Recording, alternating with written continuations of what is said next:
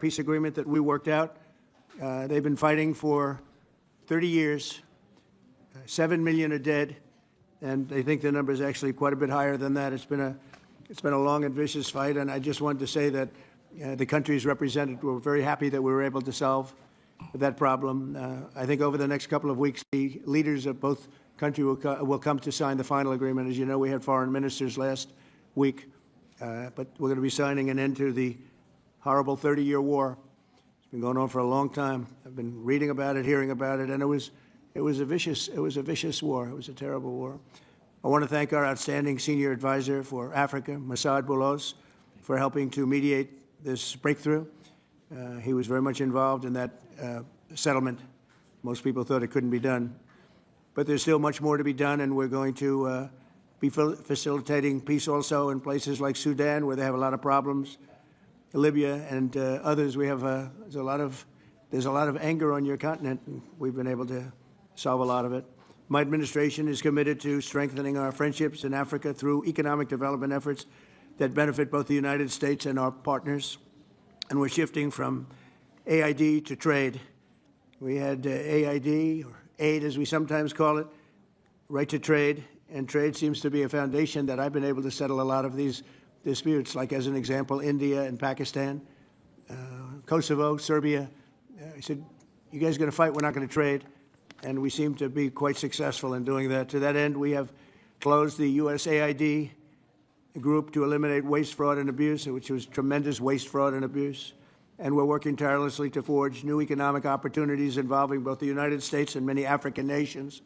There's great economic potential in Africa, like few other places in many ways. In the long run, this will be far more effective and sustainable and beneficial than anything else that we could be doing together. I'm eager to work with each of you on your vital issues and also to discuss security. We've encouraged our staff at the White House to work along with these nations. There's such tremendous wealth there and potential there. We encourage the countries here today to make greater investments in defense, hopefully, of course, buying our equipment, because we do make the best defense equipment. I guess we proved that about 2 weeks ago in Iran, but we make the best equipment, best military equipment anywhere in the world by far. There's nobody close. And keep pursuing the fight against terrorism, which is a big problem in Africa. Immigration will also be on the agenda, and I hope we can bring down the high rates of people overstaying visas and also make progress on the safe third country agreements. And once again, I want to thank you all for being here, and it's an honor for me. Some of you I've met, and some of you I just got to meet, and I think it would be nice if you said a few words to the press, which is right back here. Do we have a camera over here? It'd be nice if you could, oh, there it is. You could speak to the, you don't want to turn your head so much. I do it a lot. It's not pleasant. But perhaps we could start with you, please. Thank you very much.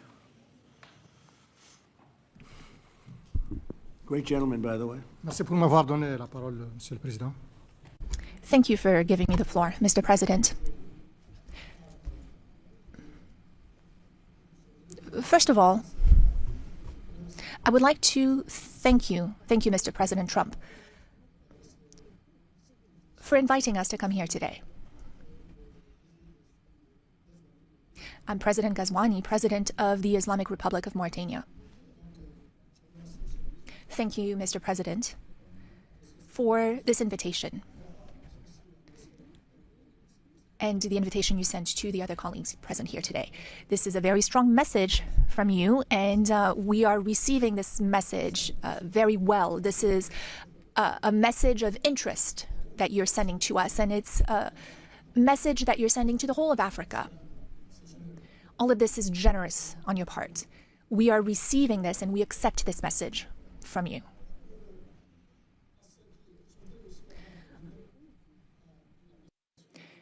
Before I talk about my country, I would like to let you know that we are delighted to see President Trump's commitment to our continent. Mr. President, in the short time you've been back in office, the last few months, you came to the rescue for peace. You did it in Asia with Pakistan and India. The war sort of started, and if it had gone on, the consequences could have been a real disaster. Since the beginning, you've been doing a great deal of work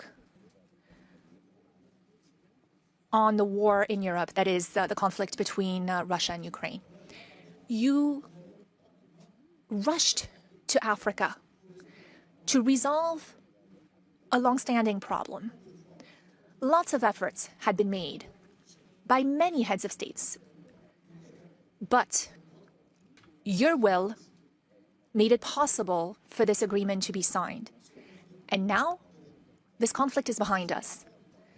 You are currently working with a great deal of enthusiasm. And you're also working on the Middle East. You're paying a great deal of attention to the Middle East. We all know how far back this conflict goes. It is a conflict that is about 80 years old, 70 years, but it is also a war that has been raging for a year and a half. And you've also talked about the human toll. Many people have died in this conflict.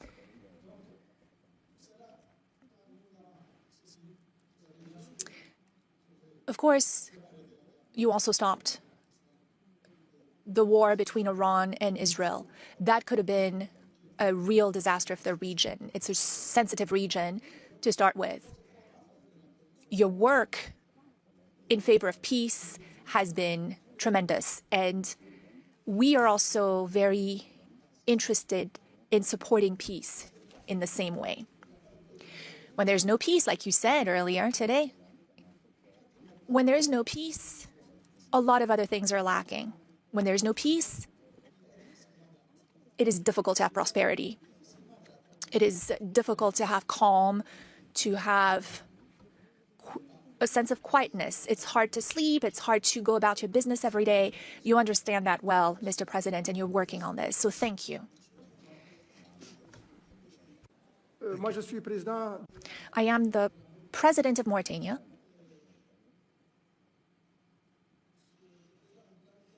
Mauritania is a small country. Depending on the criteria you apply. If you look at the number of people who live in Mauritania, it's a small country because we have about 5 million people in Mauritania. We might just be a little bit over 5 million. It's a small country also in the sense that what influence it has throughout the world. It's not like the U.S., Mr. President. Internationally, we understand that our weight, our influence is not that great, and we have no complex about this. It's also a small country because of our level of prosperity. We're not a very prosperous country. We have many problems related to the well-being of our population. But it is also a great country, a big country in other ways. Mauritania is a great country in the sense of its strategic position. It is on the Atlantic coast, which makes it a neighbor to the U.S. It is what unites North Africa and Sub-Saharan Africa, or what links the two. That is its strategic position, but also in terms of resources. We have a great deal of resources, many, many resources, and we have a lot of opportunities to offer in terms of investment. We have minerals, rare earths, rare minerals. We have manganese. We have uranium. And we have a good inclination that we have lithium and other minerals. We're the second largest producer for the last 60 years in Africa of iron ore. We produce a lot. And we have a lot of resources in our seawaters, so lots of fishing and whatnot. I don't want to spend too much time on this. But I appreciate it very much. I appreciate it. Maybe we're going to have to go a little bit quicker than this because we have a whole schedule. If I could just add, your name and your country would be great. Thank you, please. Muito obrigado, Sr. Presidente Trump, e sobretudo. Thank you, Mr. President, and for welcome and everything. For us, it's the second time here to come as a guest the first time we had that meeting in Guinea-Bissau. But I will not talk so much. But Guinea-Bissau is a peaceful country, and we are a small country, but we are a great state. Not a great state like the United States, but we are a great country as well. And to end, we are be following your dynamics and the war with Russia and Ukraine, and you can count on Guinea-Bissau. Thank you very much.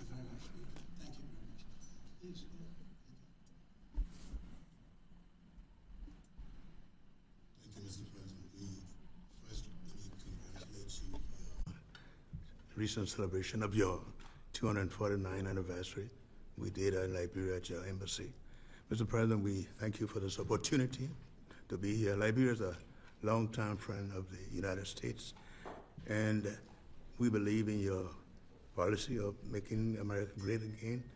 And we also go a long way with you in your diplomacy that has to do with economic development and commercial friendship. Liberia has a lot of minerals, and one of the things we ask as good friends for a long time is the opportunity to do a survey of our minerals. And also we are committed to peace, and we've been very lucky within our region. We are a country that have had a series of democratic elections, and our country has been cooling down. And also we want to encourage American involvement in the investment in Liberia. Yeah. We'd like to see that happen. We want to work with the United States in peace and security within the region, because we are committed to that. And we just want to thank you so much for this opportunity. Well, thank you, and such good English, such beautiful. Where did you learn to speak so beautifully? Where were you educated? Where? Yes, sir. In Liberia? Yes, sir. Well, that's very interesting. It's beautiful English. Sure. I have people at this table can't speak nearly as well, Very and good, sir. they come from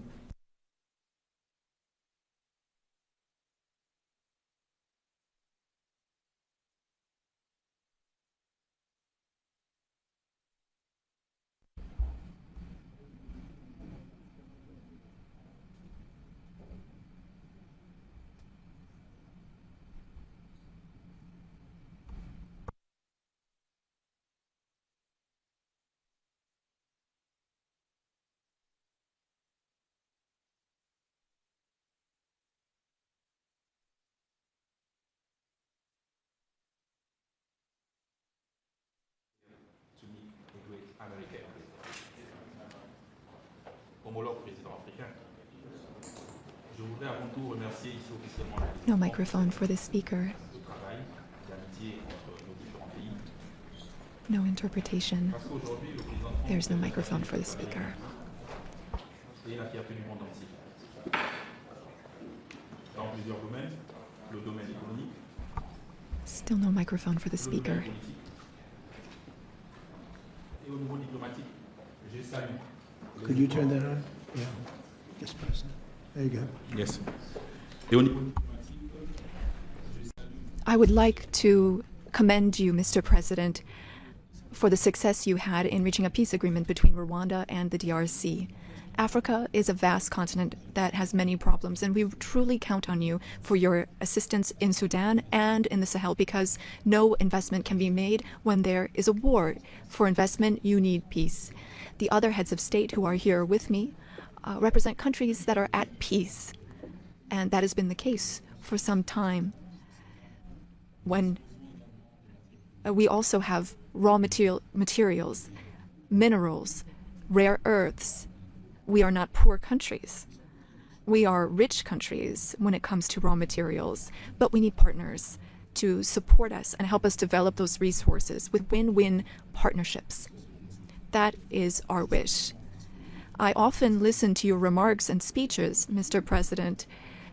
We also want our raw materials to be processed locally in our country so that we can create value and to create jobs for youth so that they stop dying. They are crossing the sea, the ocean, to go to other countries.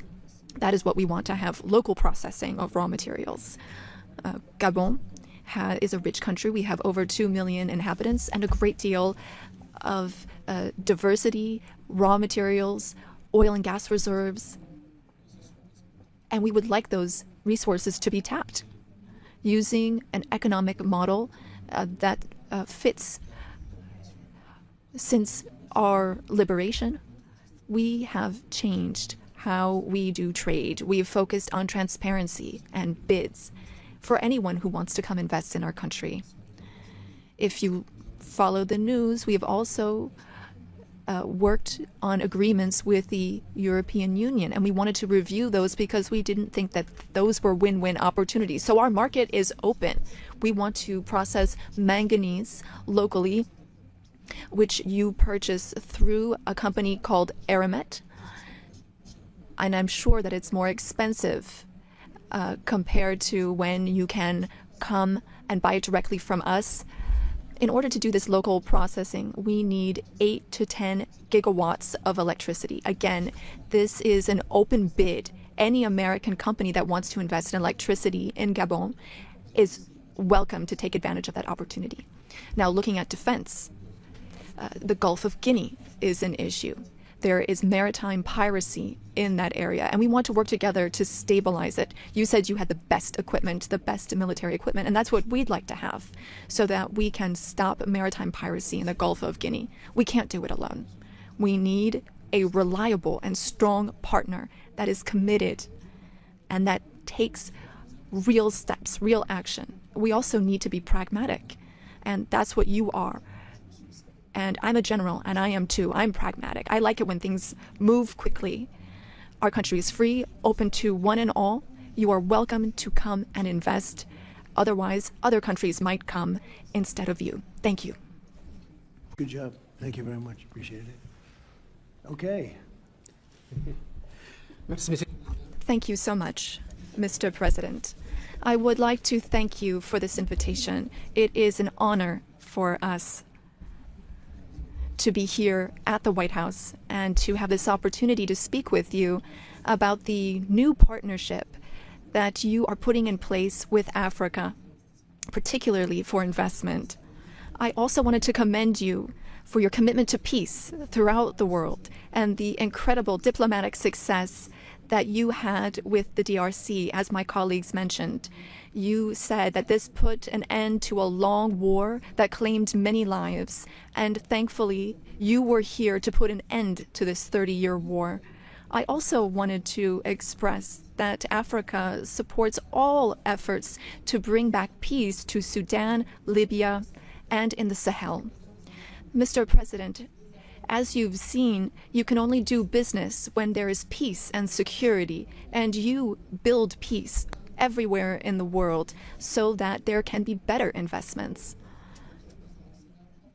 The entire world is grateful to you for this. Now, with respect to my country, Senegal, I've been president for some 15, 16 months now, and I want to reassure all American investors about our country's political stability and our favorable regulatory environment, which we are continuously improving upon in order to attract more investment. I wanted to speak about 2 projects that I think are an exceptional opportunity. I will speak about the U.S. Ecological Survey, which can help assess the potential of the minerals in our country. And thanks to American companies, we've been able to discover oil and gas.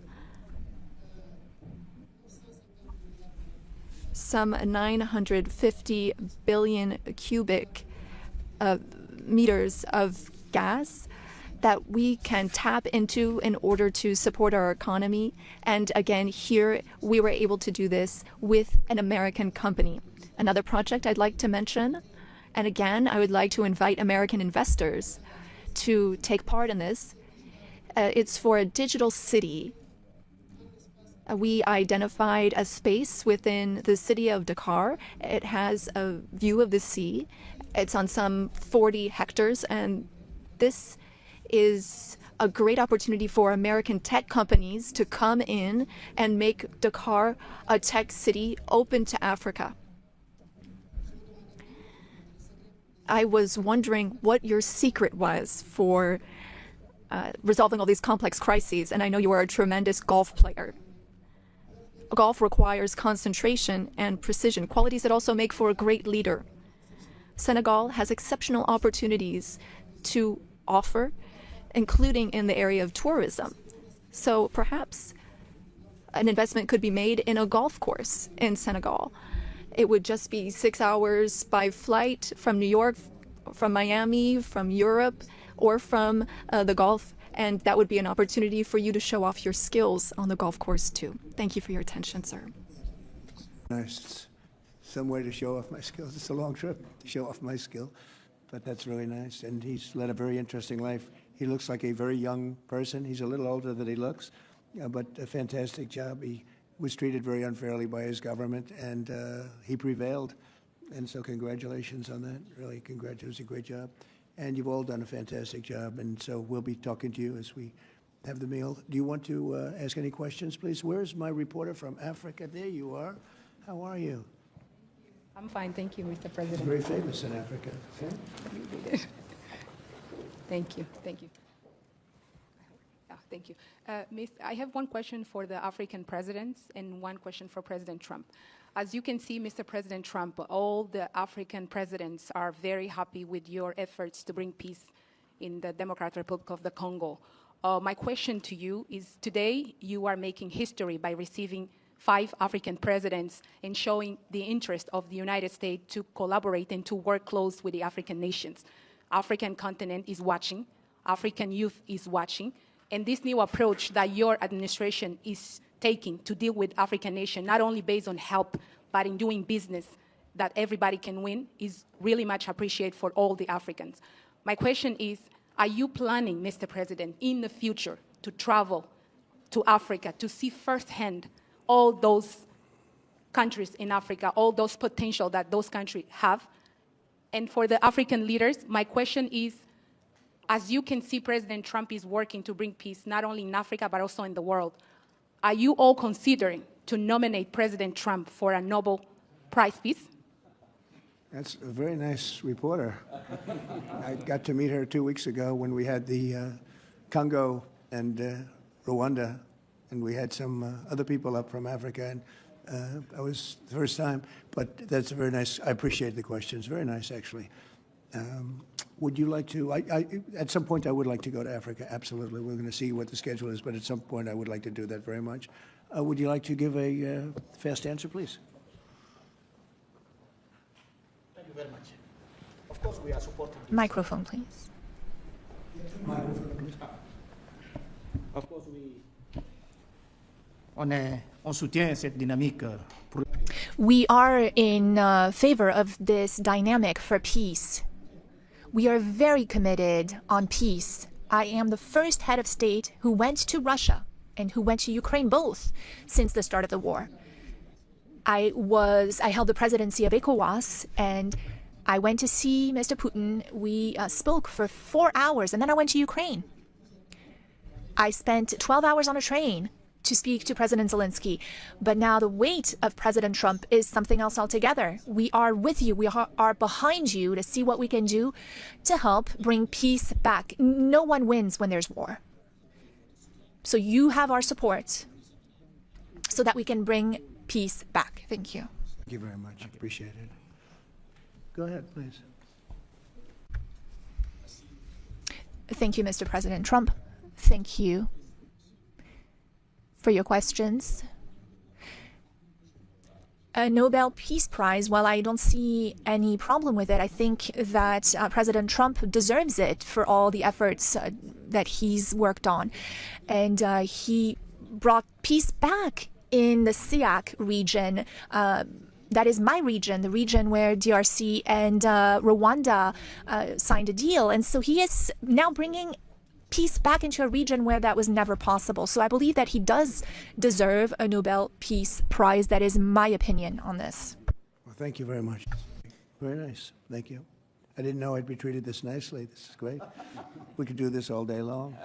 Thank you very much. Please, go ahead. Mr. President, I believe that we have to continue to support America in the strength to be able to bring about peace in the world. America is a melting point and also a country that we all look forward to. And I want to encourage you, because without peace, we can't have a world to live in. And we stand with you on that. That's right. Thank you. Well said. Please. Thank you, Mr. President, and thank you for your question. Very important question indeed.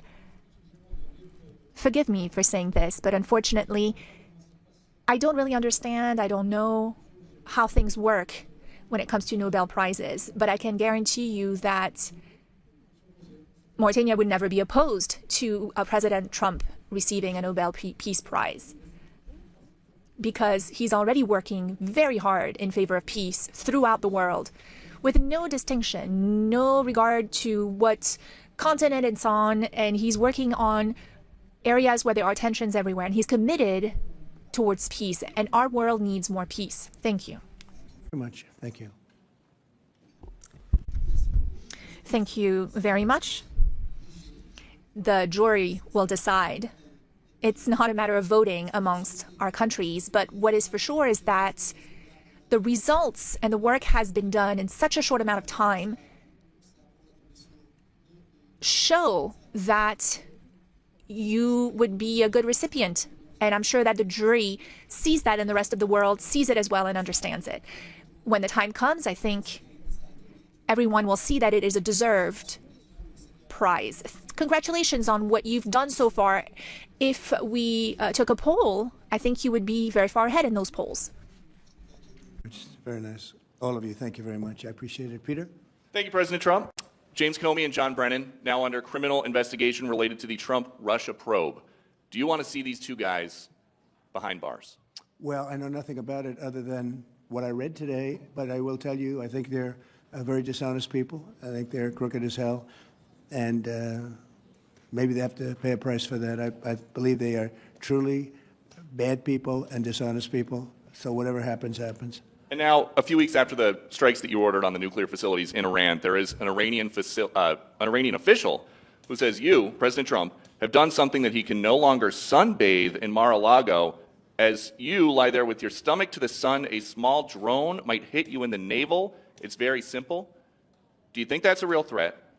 And when is the last time you went sunbathing anyway? It's been a long time. It's been a long time. I don't know. Maybe I was around 7 or so. I'm not too big into it. Yeah, I guess it's a threat. I'm not sure it's a threat, actually, but perhaps it is. And on one other subject, two Democratic senators now, Cory Booker and Alex Padilla, have a new bill out. They want to require CBP and ICE officers to have legible IDs, and they don't want CBP or ICE officers covering their faces. Would you ever sign that? Well, they wouldn't be saying that if they didn't hate our country, and they obviously do. I'm surprised that they would do it. Knowing a little bit about them, I don't know them well, but these officers are doing a tremendous job. They're great patriots. If you expose them because of statements like have been made by Democrats and others on the left, usually, mostly, I think probably exclusively, you put them in great danger, tremendous danger. And it's sort of funny when people picket in front of Columbia, in front of Harvard, and they have masks on, more than masks. I mean, you can't see anything. Nobody complains about that. But when a patriot who works for ICE or Border Patrol puts a mask on so that they won't recognize him and his family, so they can lead a little bit of a normal life after having worked so hard and so dangerously, there's a problem with that. So they have this is the problem with the Democrats. They have a lot of bad things going on in their heads. They've really become they've lost their confidence, number one, and they've become somewhat deranged. I want to do whatever's necessary to protect our great law enforcement people, and they are right at the top of the list. And your Agriculture Department also announced this week that they are going to start limiting Chinese ownership of American farmland. Why do you think that the Chinese have been buying up all this farmland in our country so close to military installations? Well, I don't want to get into that. I have a very good relationship with President Xi. We're going to see, and I'm going to, they're going to be making a recommendation to me, but we have a very good relationship. As you know, they're paying a lot of tariffs to the United States now, and so I'm not going to get into that right now. Yeah, please. Yesterday, the Wall Street Journal reported that the White House was weighing whether to send another Patriot air defense system to Ukraine. Can you confirm that reporting? They would like it. They've asked for it. They're very rare indeed, because a lot of systems have been sent to Ukraine. But they would like to. I know they made the request. We're going to have to take a look at it. Very expensive system. It's a shame that we have to spend so much money on a war that would have never happened if I were president. That's a terrible, terrible war over there, and it's really a shame. It's very sad. When you talk about a system like that, highly sophisticated, tremendous amount of money, and they're doing it because they want to prevent death. They're getting hit hard, very hard. So we're looking at it. Also on Russia. Yesterday, sir, as well, Ukraine was hit by over 700 drones sent by Russia last night. What's your response to that attack? Well, I've been sort of letting people know I'm not happy about what's going on. It's a war that should have never happened. It should not happen now. They're losing. Now it's up. I've been saying 5,000. Now it's up to 7,000. Think of it, 7,000 people a week on both sides. 7,000 people, young, mostly military people, young souls are dead and dying, and it should be stopped. It should be stopped. Very sad to see what's happening. Yes, please. Sir, can you explain how you calculated your latest round of tariffs? Was there a formula that was used? And do you expect any of these countries to face tariffs as well? The formula was a formula based on common sense, based on deficits, based on how we've been treated over the years, and based on raw numbers. And we're going to have a couple of more coming out today. Brazil, as an example, has been not good to us, not good at all. We're going to be releasing a Brazil number, I think, later on this afternoon or tomorrow morning. But they're based on very substantial facts and also past history. You look at the past history. We never had anybody in the White House that understood the numbers or were into it like I have. We've taken in hundreds of billions of dollars in tariffs, hundreds of billions, and we haven't even started yet. And it's going to be a great thing for our country. I think it's going to be a fair thing for the world. And we really haven't had too many complaints because I'm keeping them at a very low number, very conservative, as you would say, number. And we haven't had, I'm sure they will be complaining at certain points, but we haven't had complaints. We've been treated very unfairly by both friend and foe. And friend has treated us very badly. It's not even believable that for so many years, I was using tariffs in my first administration. We had the most successful financially administration that there's ever been. This is going to be much better. But we got cut short with the COVID because I didn't think it was appropriate when, Italy, Spain, so the horror show that a lot of the countries went through. So I cut it a little bit short. But we took in hundreds of billions of dollars, and we had the most successful term ever from a president financially. But this is going to be much more successful. Yes, please. Do you expect any of the countries here to face tariffs as well? I haven't thought of it, but I don't know. Let's see, I like him, and him. No, I don't think so. Not too much. He's very good. These are friends of mine now. Yes, Thank you for taking our questions, Mr. President. Okay. You talked about the amount of external revenue the country has brought in thanks to your tariffs. Can you talk about how these hundreds of billions of dollars that are getting brought in will help grow the country, and what do you hope to put it towards? Well, bigger than the tariffs, actually, are the fact that when you charge the tariffs at a certain point, they say, well, we can't pay those tariffs. It doesn't make economic sense. These are wealthy countries, and they or their companies will come into our country and build, and that's what's actually happening.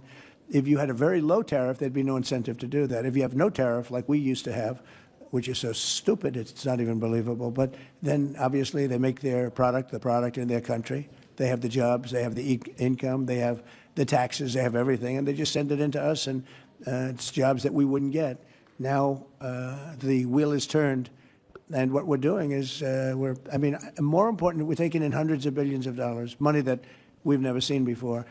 But more important than that, we have a lot of people that would rather not have to pay that. So they're coming in and they're building plants. AI, we're leading everybody, including China, by a lot with AI. They're building their own plant. You heard me say yesterday, they're building their own electric generating plants to go along with the factories or plants that they're building. If they want to do that, we're getting them fast approvals, very fast turnarounds. They're using mostly natural gas to start off, but they're using coal. They have the right to use coal. They have the right to use nuclear. Nuclear has come a long way in the last 5 years.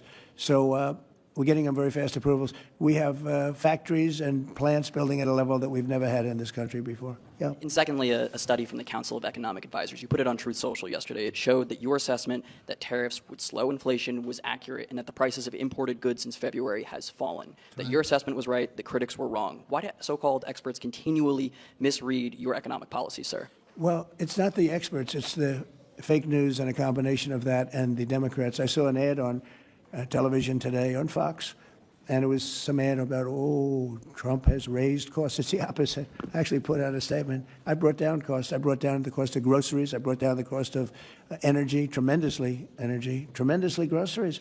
If you remember my first week in office, the press was screaming at me about the cost of eggs. They were 4 times higher than they were just a short time ago. That was caused by Biden and stupid policies, and we got that down. And by Easter, it was normalized, and now it's actually even at a lower price. So when I see an ad like that, it's always good to respond. I feel you have to respond. It was an ad that things are more costly. No, they're much less costly. Yesterday, $1.99 a gallon. There's 3 states were selling gasoline at $1.99. You haven't seen that for a long time. And I brought costs way down, just about every cost. I can't think of a cost that went up, but just about every cost. So what they do is they lie. I mean, they take ads.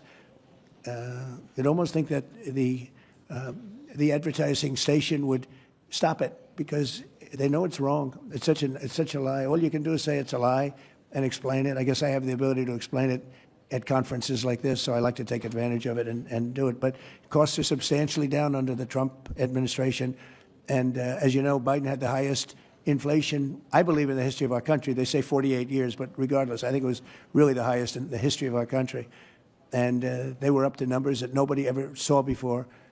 And we have inflation now totally under control. We have a Fed chairman that, if he was doing his job properly, would lower interest rates. But we're bullying through even that. We're doing so well, it's not having that kind of an impact on us. But you want to see a rocket ship? We should have the lowest interest rates, because without us, there's nothing. And we have a strong country now, and we're taking in a lot of money. And other countries aren't even complaining. They got away with murder. They took advantage of a lot of very stupid people that sat in the seat, very stupid people, or people that didn't understand business or something was going on. But hard to believe that they got away with it for so many years. But now, and I'm treating them very fairly. Again, we have countries with tremendous deficits with us, where we have, where we essentially lose a lot of money. And we are changing that around very rapidly, and I think it's about time somebody did it. Sir, President? Yeah, please. Sir, yesterday you said that you were not sure who ordered the munitions halted to Ukraine. Have you since been able to figure that out? Well, I haven't thought about it because we're looking at Ukraine right now and munitions, but I have not gone into it. What does it say that such a big decision could be made inside your government without you knowing? I would know. If a decision was made, I will know. I'll be the first to know. In fact, most likely I'd give the order, but I haven't done that yet. Yeah, please. Can I ask how your meeting with Netanyahu went over the last couple of days, and how realistic do you think a ceasefire is this week? Well, we're talking about Gaza for the most part. I think we have a chance this week or next week. Not definitely. There's nothing definite about war and Gaza and all of the other places that we all deal with so much. But there's a very good chance that we'll have a settlement, an agreement of some kind this week, and maybe next week if not. The African Growth and Opportunity Act, which has been central to many sub-Saharan countries having access to the U.S. market, that's due to expire in September. Are you hoping to extend that beyond it? Well, we'll take a look at that. Yes, please. Thank you. That's up to Congress to take a first crack at. We know that program's been in place for about 20 years, and at the end result of that, we see a lot of other countries operating in Africa. We still see a lot of tariff and non-tariff barriers in Africa. So I think any discussion about that act would also have to think about how we address those kinds of barriers. Yeah, Peter. President Trump, in Alvarado, Texas, a few days ago, 10 people wearing all black allegedly set off fireworks outside an ICE office to lure the officers out so they could ambush them, shoot at them. They had guns and vests and two-way radios. Do you think that this was an isolated incident, or do you think there's a national threat of a left-wing militia that is targeting ICE and CBP? Well, I think you have some very stupid people in the left who have some money that are making it available to these people, because you look at the guns they had, they were brand new. You look at even the clothing they were wearing, it looked like it just came out of some military shop. So you have some very stupid people that, if anything ever happened, they'd be the first to go. They don't understand that. They'd be the first to go. They'd be the first ones hit. But there is money being put behind people when you look at the weapons they have the newness of the weapons, rifles that just came out, and they have the latest model. So there's something going on, and we'll get to the bottom of it. And what do you think the penalty should be for these people who are, if they are found guilty, for people Very who stiff. shoot at ICE officers? Very, very stiff. Very stiff. A long time in jail, a long time. And one got hit yesterday in the neck, and he fortunately is going to be okay, but he got hit yesterday in the neck. No good. And what would you think if I read you a quote from a lawmaker who says about ICE, to abolish it, to treat them as criminals or anything that is inappropriate and outrageous? And I told you that that was Democrat John Fetterman. Wow. It's, by the way, I assume when you read that, because you paused in the middle, you're going to have to read that again without the pause. Could you read that again, please? To abolish it, to treat them as criminals or anything that's inappropriate and outrageous. So he's saying that to treat the people that did the shooting is... Oh, okay, good. Because the way you read it, it really was the opposite. That's okay. That's all right. I think that's what he meant. No, the new John Fetterman is exactly what you said. He's right.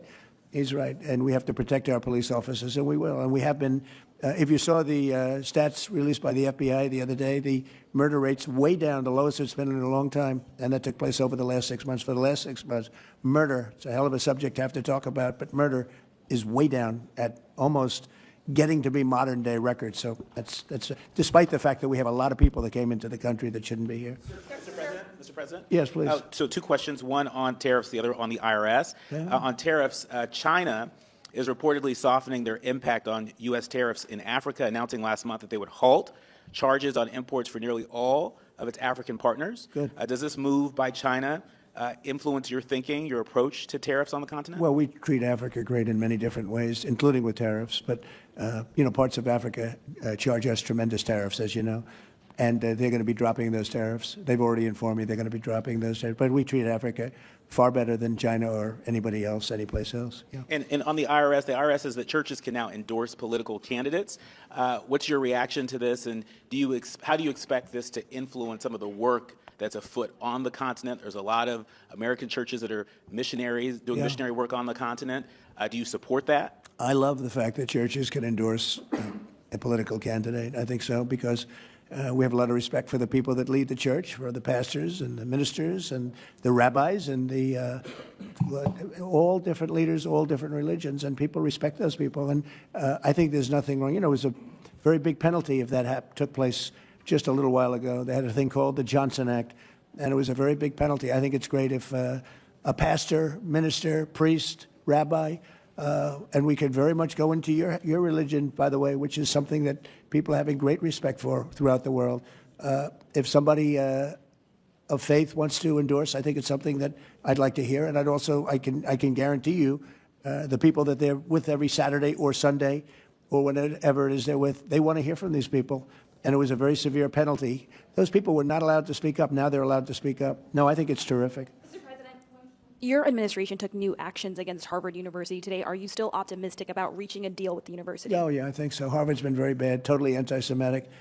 And, they'll absolutely reach a deal. Peter? I just got a text from our colleague, John Roberts. He says that we are now reporting the guy who was arrested in the Alvarado, Texas incident for tampering with the evidence was a green card recipient under the Biden administration and a prior DACA recipient.